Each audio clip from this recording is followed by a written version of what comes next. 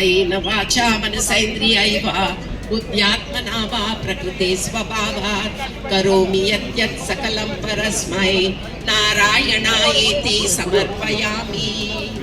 यदक्षरं पदभ्रष्टं मात्राहीनं तु यद्भवेत् तत्सर्वं क्षम्यतां देवी नारायण नमोऽस्तुते।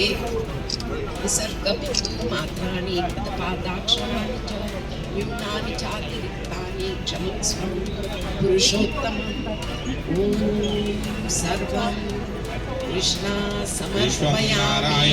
देवामक्षरं परमं पदं विश्वतः परमा नित्यं विश्वं नारायणगं हरिं विश्वमेवेद पुरुषस्तद्विश्वोपजीवतीं पदं विश्वस्यात्मेश्वरगं शाश्वतगं शुभमच्युतं नारायण।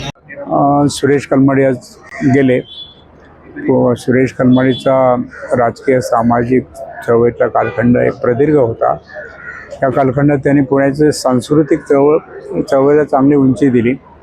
विशेषतः गणेशोत्सवाच्या निमित्ताने तो एक सेक्युलर सांस्कृतिक चळवळ म्हणून मला वाटतं देशामध्ये जगामध्ये प्रसिद्ध करण्यात कलमाडीचे एक डायनॅमिक व्यक्तिमत्व आणि विचार कारणीभूत आहेत.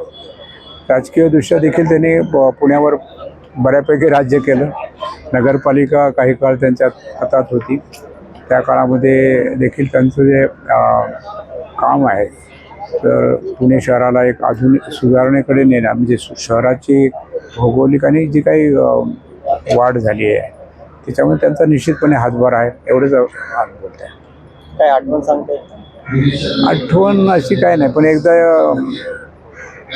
आंबेडकर जयंती होती आणि आंबेडकर जयंतीच्या आदल्या दिवशी काहीतरी एक प्रचंड असं एक रमाई आंबेडकर नगर म्हणून आहे मुंबईमध्ये. तिथे दलितांचे 11 लोक गोळीबारात मेले होते.